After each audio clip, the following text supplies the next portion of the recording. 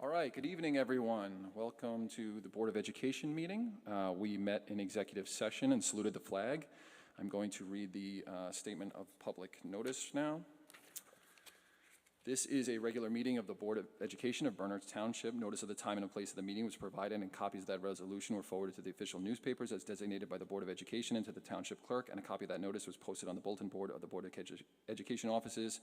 For those members of the public who cannot attend our meeting in person, a live stream link to the meeting is posted on the district website. We very much welcome input from the public. There are 2 times during regular meetings that the public is invited to speak. One time is early in the meeting before the board votes, when you may speak about any item that is listed on tonight's agenda. Towards the end of the meeting, there is another public forum to address any matter of public concern related to the schools. When you approach the microphone, please state your name and address. Each statement made by the participant shall be limited to 3 minutes duration. No participant may speak more than once during a given public comment session. The first public comment session will be limited to 30 minutes, and the second will be unlimited. In order to run efficient meetings and to allow a maximum for members of the public to speak, the board reserves the right to set a different time limit for individual comments and the overall time limit for the public comment portions of the agenda. All statements shall be directed to the presiding officer. No participant may address or question board members individually. Please understand that public comment portions of our agenda are not structured as question and answer sessions, but are offered as opportunities to share your thoughts with the board. The board and administration will respond to public comments to the extent possible. Any board responses to public comments will generally be addressed during board forum or committee reports.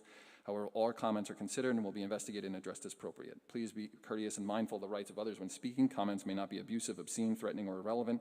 Please understand that students and employees have specific legal and privacy protections. The board is not permitted to respond in public to comments about students and employees.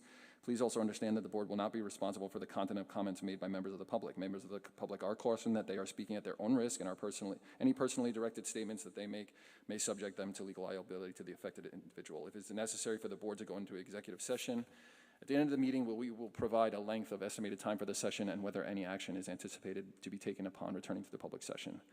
Jim, can you please call the roll? Mr. Salmon? Here. Ms. White? Here. Ms. Light? Here. Ms. Corrado? Here. Ms. McCune? Here. Mr. Molinari? Here. Mr. Amin? Ms. Chipak?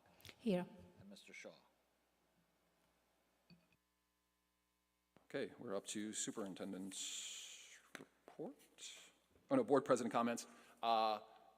Everybody, we're all excited to get ready for the school year in the fall. It's coming up quick. Summer was too short, obviously. We know we're making some changes this year, new start times. There's going to be some bumps in the road.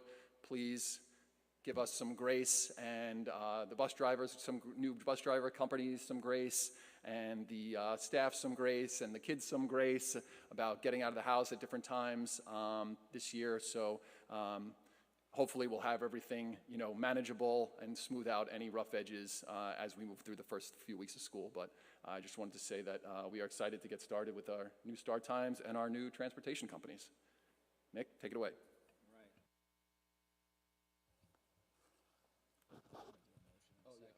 There are 5 items under superintendent's report. Can I have a motion for those? Robin and Keith.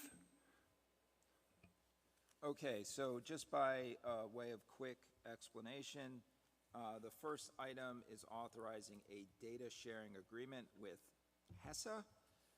There's a new law requiring that families either opt out of completing the FAFSA or not in order to graduate, basically.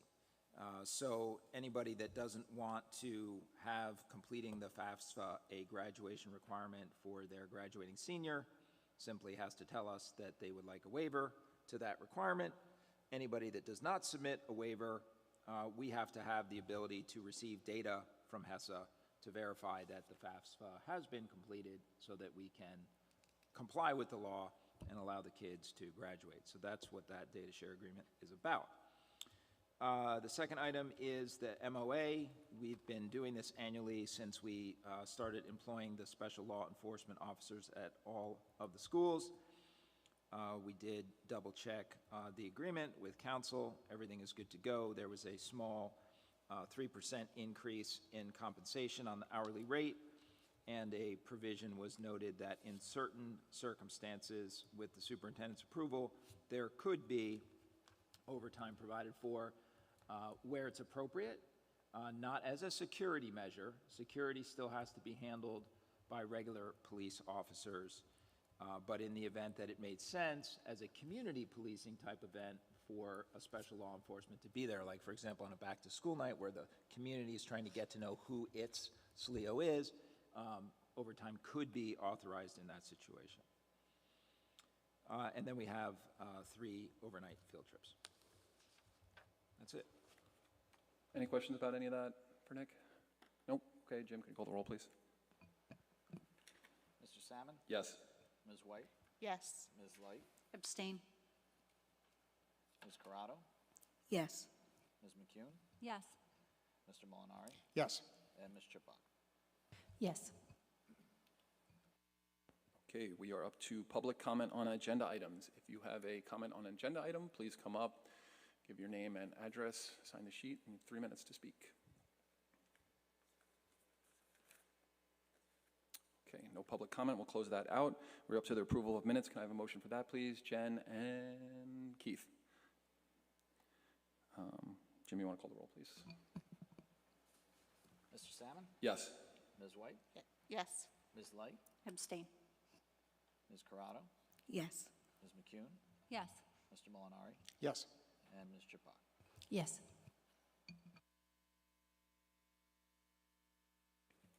Okay, we are on the Finance Committee report. There are 30 items, including the addendum. Can I have a motion for that, please? Kirsten and Robin. This report is from the July Finance Committee meeting.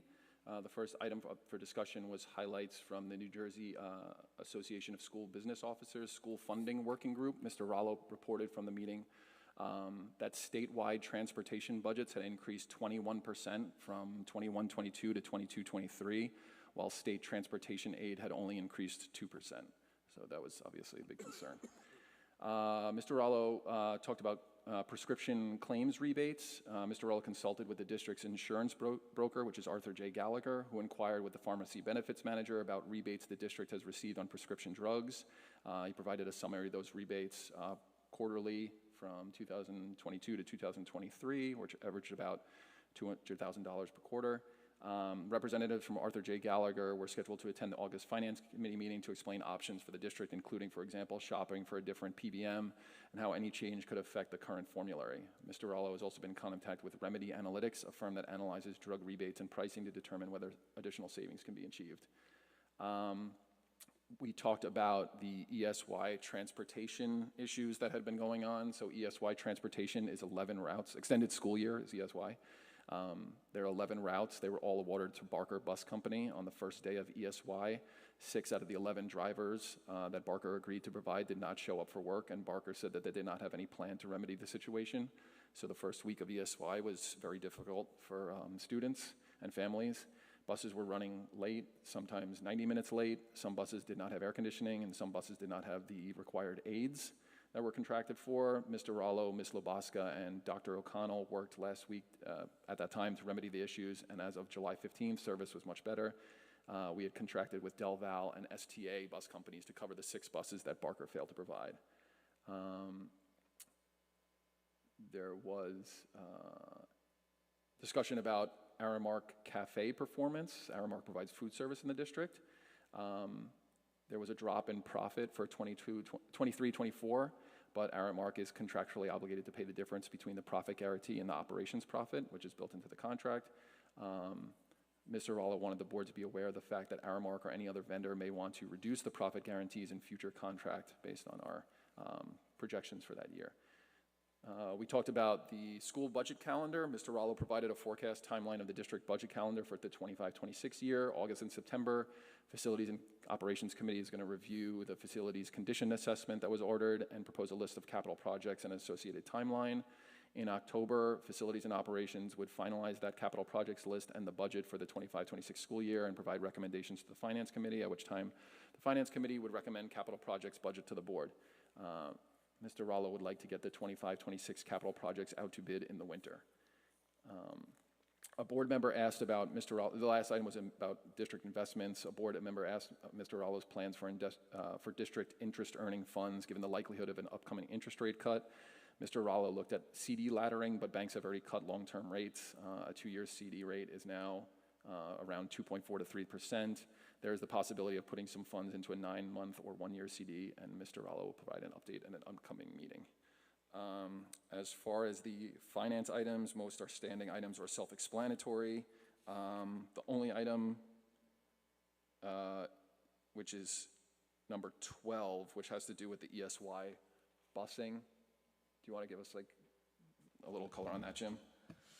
Yeah, so in the minutes you just read, we had talked about the calamity that was ESY transportation and removing 5 of the routes to alternate providers. We thought we were completely done, but after that point, it got even worse, and there was one more bus that could not deliver on time. So we took that bus away and gave that to another transportation provider. So we had to go back, and since that happened after the July board meeting, that's what this motion is, to take that that route again that was unable to be fulfilled to our level of satisfaction and give it to another provider. Thank you. Any questions for or about finance? Yep, 30 items. No? Okay. Jim, can you hold roll, please? Mr. Salmon? Yes. Ms. White? Yes. Ms. Light? This includes the addendum? Yeah, 30 items. 1 through 3. So there's 29 and 30 are on the addendum. Okay, so I'm a yes, except for item number 29, that I'm a no.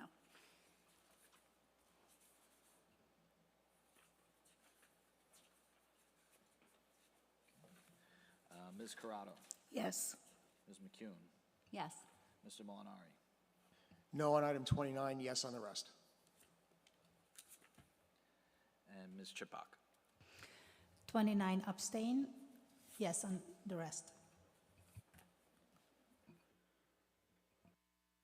Okay, we are up to the Personnel Committee report. There are 41 items. Can I have a motion for that? Jen and Keith. Report, Robin? Or I have reports?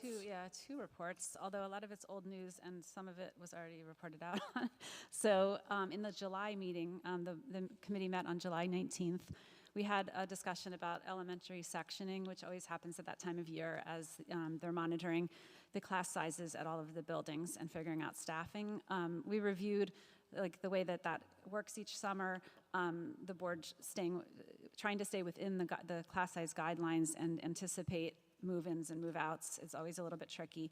We talked about some of the nuances between the different buildings and grades, depending on the programs, how many students are perhaps not in the classroom all the time because they're in a self-contained class for part of the day or a resource room, different ways of delivering instruction if class sizes are a little bit larger, having more instructional support teachers in the classroom. So it's handled a little bit differently depending on the building and the grade, but of course people always like to compare across the district, and so it's always an issue every summer.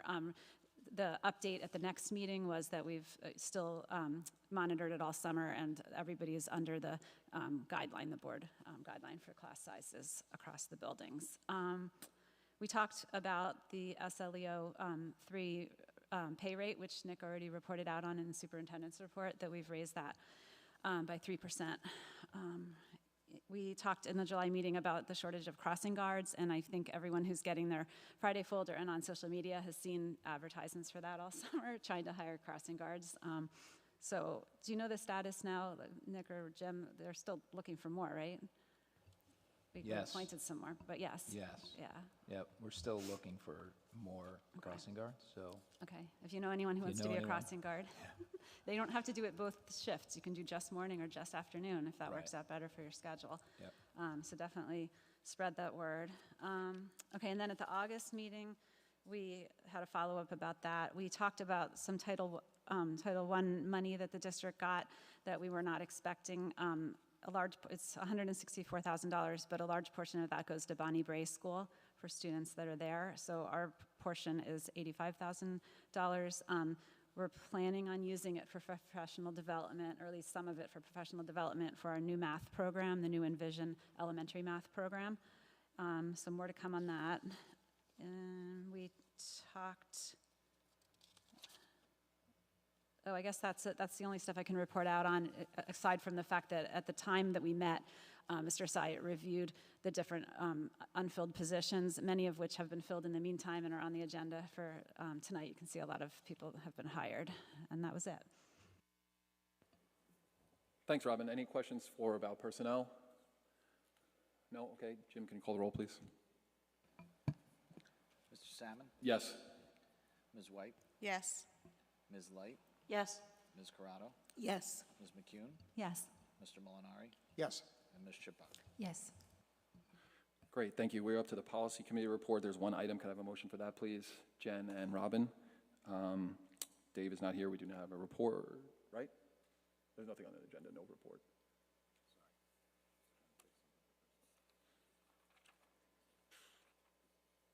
Trying to get it out of here.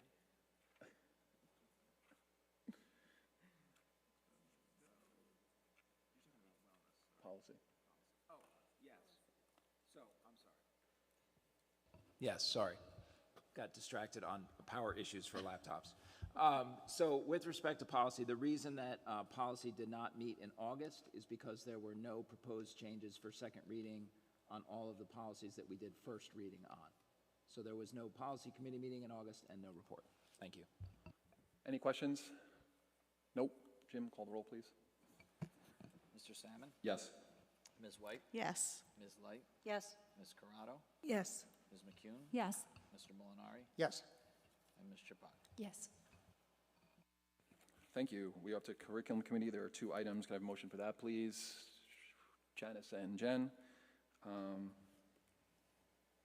Report? Yes. All right, take it away. All right, we began with the new course approvals for Spanish. First, all K through 5 schools are moving to a 6-day cycle of specials. The specials are art, music, PE Quest, which makes having Spanish more easily delivered so that students are at a novice level by 5th grade. 4th and 5th grade students will be able to have Spanish one time every 6 days for 50 minutes. In addition to this, through an added scheduling change, K through 3rd grade students will have an exploratory time slot as a part of their schedule, and Spanish will be one of the 3 added slots. One time a month, Spanish will be the exploratory period, and in order to prepare for this change beginning in the fall, curriculum writing is needed to create 10 lessons. This summer and next summer, curriculum writing will occur. The goal is to excite K through 3 students about learning Spanish, and topics will be about holidays, songs, cultural events. No added materials are needed, and by implementing Spanish instruction for K through 5, we're in compliance with the NJQSAC requirements. The next course that we're approving is at Ridge, Academic Intervention. At Ridge, with the added change of students being required to pass a marking period each semester in order to receive a passing grade at the conclusion of the school year, it was important to find ways to support students so they're able to achieve this requirement. The addition of an added elective is in addition to after school and with the change to start times before school help that will still be offered through the CEIS grant. Students can be referred by teachers and counselors to receive help through the academic intervention course. 2 special education teachers will cover 3 periods of offered added instruction. 1 period will be devoted to working with struggling learners in reading, 1 working with students within the MAP course, and 1 working with students who struggle overall academically after completing the GAP class. If the students no longer need the support elective at the end of the semester, they can choose a different elective for the following semester. And then we had a number of discussion items. The first was we talked about Thrive. This is our new in-house program that replaces ESS. Tremendous changes are not being made to the program. Some adjustments have been made based on discussions and feedback on what was liked or disliked or worked well with those involved in the ESS program. There will be more group counseling offered for students, and home visits will be added for students experiencing school refusal. Parents of children in the program received a communication about the new program this summer, and Thrive's purpose is to provide students with the skills to ensure regular school attendance, reintegrate into the classroom, and create connections in the school. Next, we talked about, oops, hold on, it just disappeared from my screen. Hang on one second. There we go.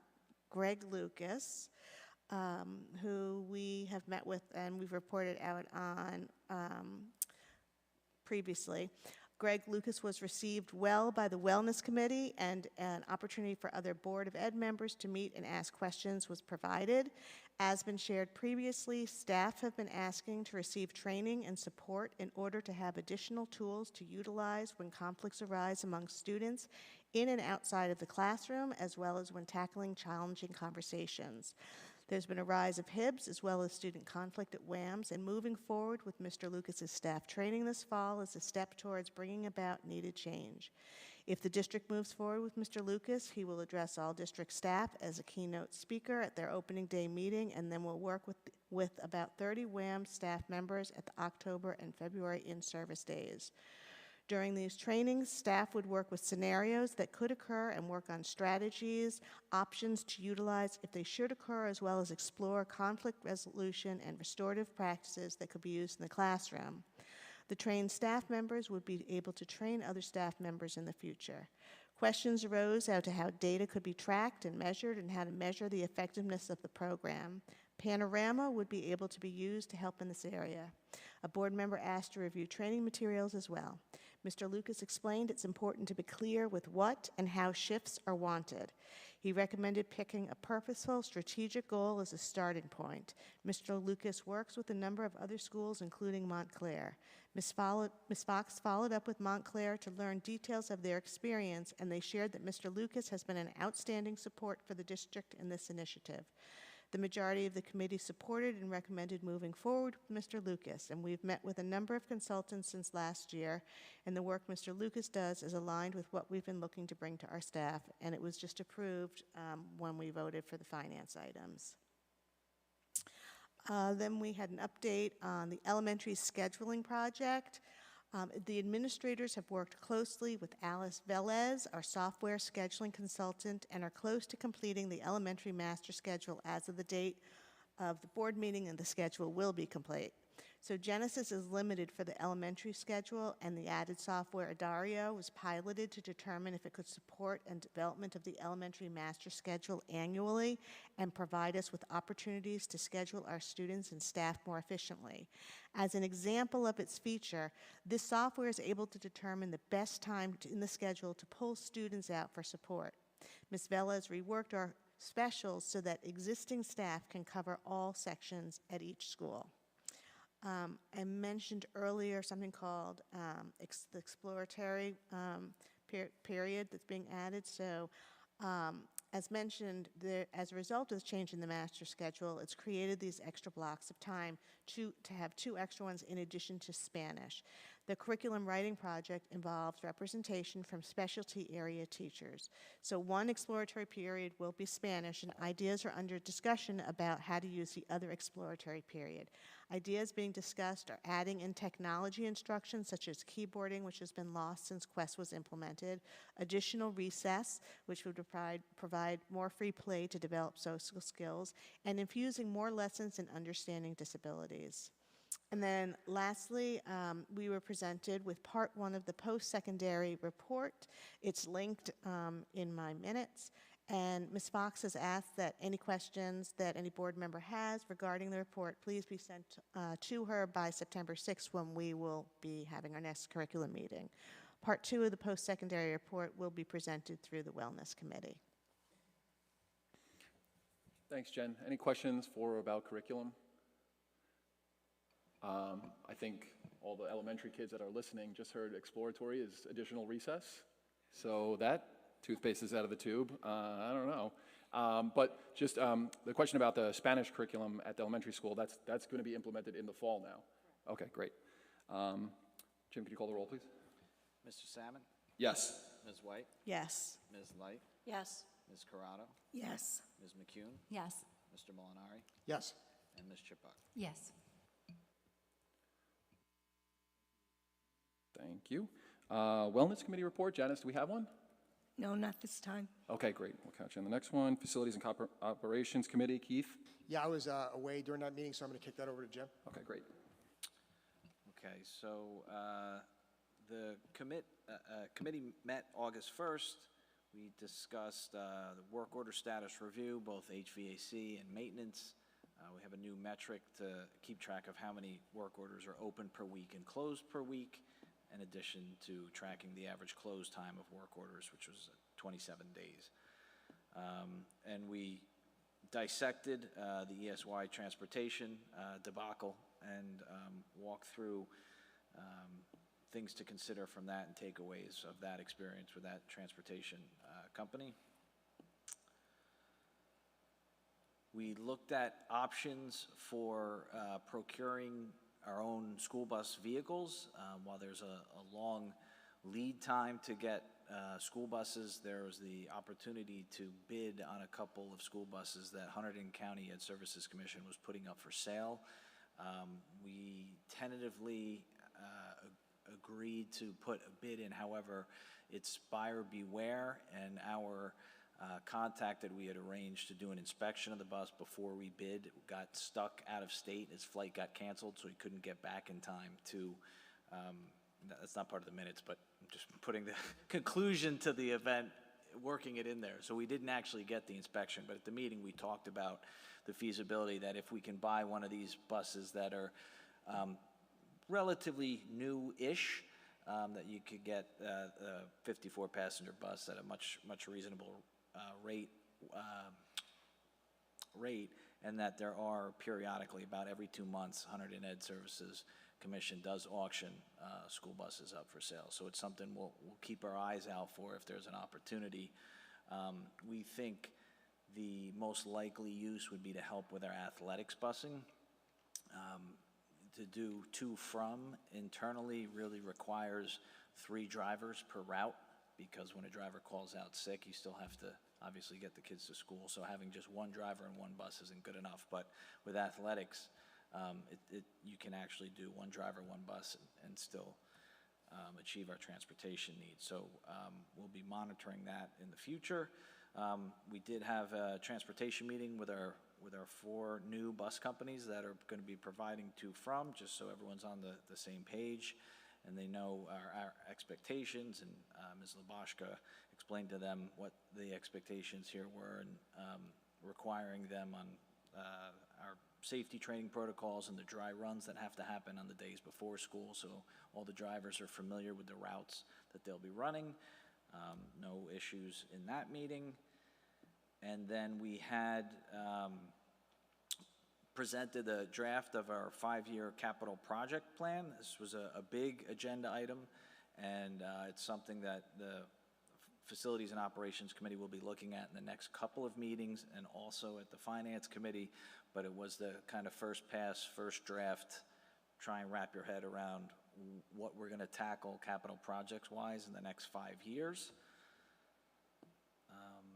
And then there were updates on the construction projects. We still no new update on the varsity field complex, although the DEP was on site. Their team that determines the existence of endangered species in the wetlands is the last piece that needs to evaluate that to see if they will green light that, but they are comfortable with the setbacks that the engineer provided in terms of the distance from the wetlands. It now a determination has to be made on the endangered critters in that area. We talked about the WAMS paving loop schedule, which is complete. We talked about the ADA walkway, which is nearing completion. It should happen at the end of this week.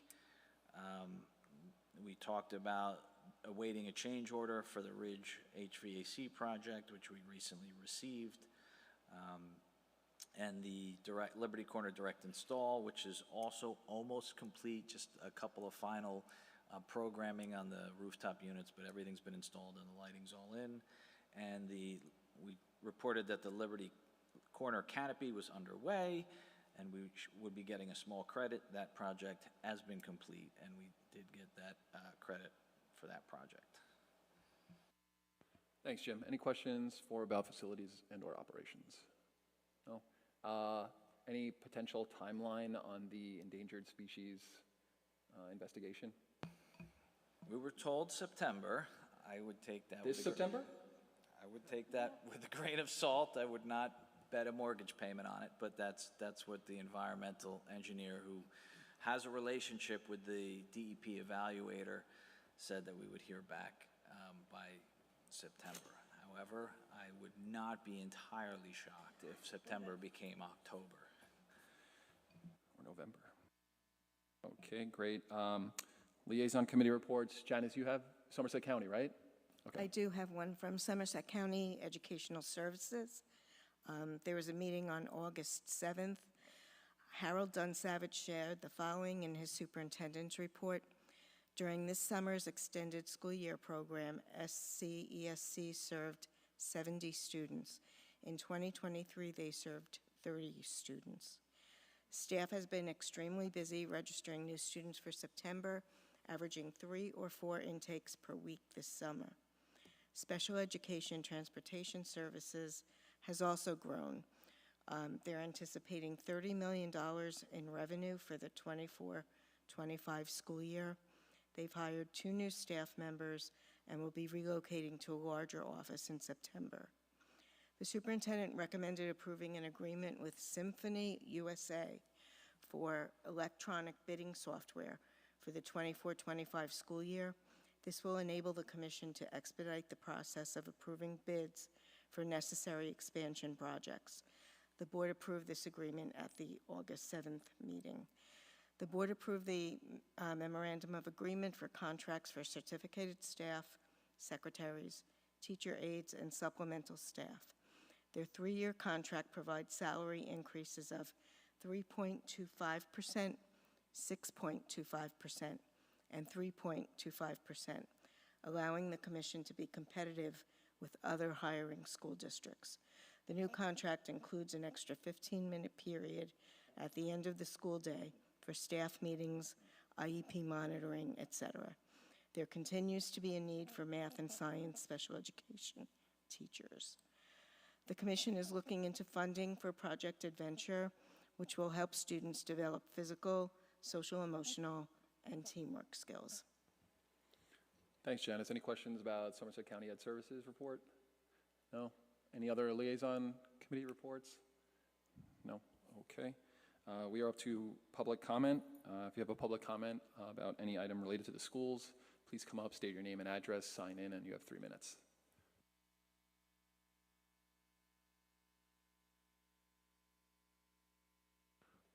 All right, I'm going to close public comment. We are up to board forum. Does anybody have anything they would like to discuss right now? Keith? Just briefly, because it's a bit unusual for somebody to vote no on one item within any committee report. So I voted no on the 29 for the Finance Committee report. It's regarding the consultant we're bringing to train teachers. I have concerns, and that's why I voted no. But I just want to, make it clear that, I do wish him well. I hope it's successful, and I hope my vote is proved wrong in the long run. Anyone else? Board forum? No? Nick? Super quick, just wanted to put a shout out there to the staff, the admin team. Obviously, we are getting ready for our opening. We are in the last crunch. I just wanted to thank everybody for their support, not only the board members in their approvals for the work that we're trying to do to get the school year off and running with a great start, but also in particular to Kristen and all the work with the summer curriculum writing, Sean with a ton of work in trying to get all the staff hired and still trying to get the last couple pieces filled. And honestly, Jim did a tremendous job this summer. And we have some hiccups in getting some of this project work done, but overall, just a ton of work throughout the schools, a lot of new flooring, some really nice visible things that I think people will all appreciate. So I just want to give them a shout out because, people kind of think, oh, summer and being an administrator in the summer must be great. It's very, very busy. It's crazy busy. So I just want to thank everybody for their support. And Schedules tomorrow. schedules are going live tomorrow Noon. at noon. Not that anyone's paying attention. I'm sure everybody is aware of that. And we're just really excited for the start of school. And thanks for everybody's support. All right, great. Thank you. We are ready to adjourn. Motion to adjourn. Kirsten and Jen, all in favor? Aye. Thank you very much, everybody. See you in 2 weeks.